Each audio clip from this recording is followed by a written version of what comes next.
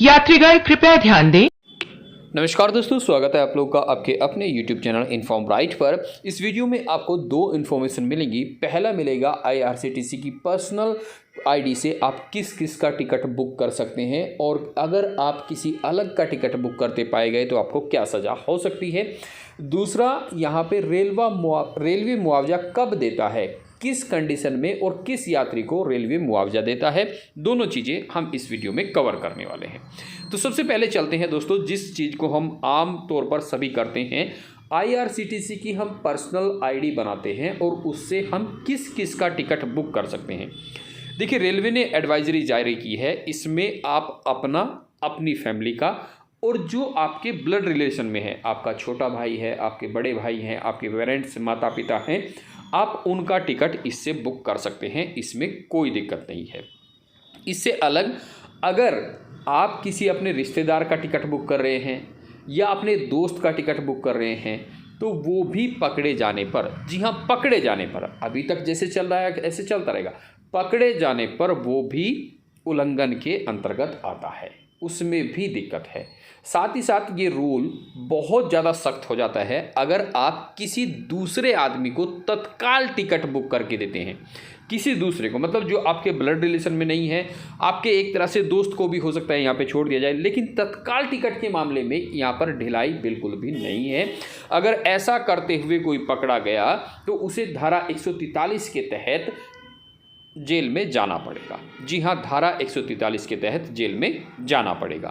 तो ध्यान रखिएगा, आगे से IRCTC की वेबसाइट को आप जब भी यूज़ करें, अपनी पर्सनल आईडी को जब भी यूज़ करें, तो उसमें आप अपना, अपनी फैमिली का, ब्लड रिलेशन, इस तरह के टिकट कर सकते हैं। इसके अलावा अगर आप टिकट बेचते पकड़े गए कि आपने टिकट बुक किया और आप उस पर 5-10 रुपये ऊपर लेकर सेल कर रहे हैं, तो ये बिल्कुल धारा 143 के अंतर्गत आएगा और इसके तहत आपको जेल भी जाना पड़ेगा।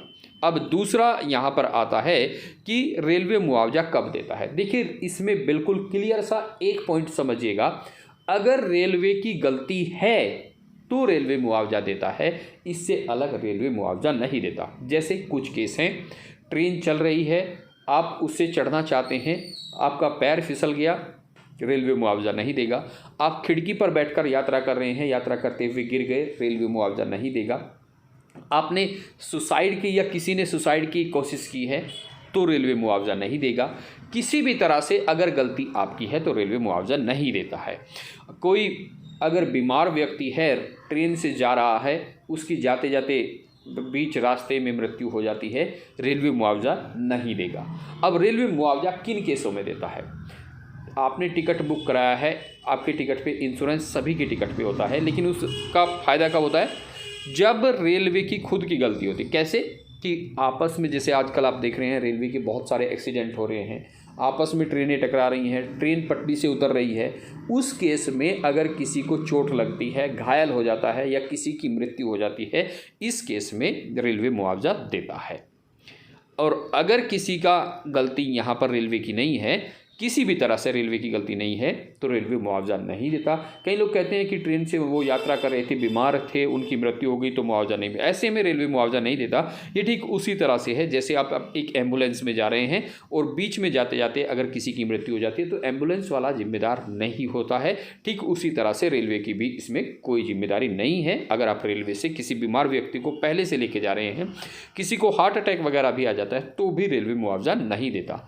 तो रेलवे मुआवजा सिर्फ और सिर्फ तब देता है जब रेलवे की खुद की गलती हो।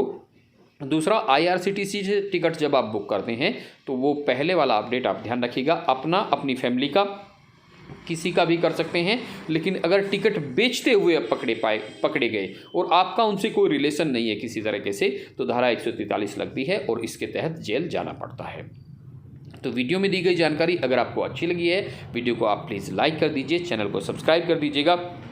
मिलेंगे आपसे अगले वीडियो में बेहतर जानकारी के साथ में, तब तक के लिए नमस्कार, जय हिंद, जय भारत।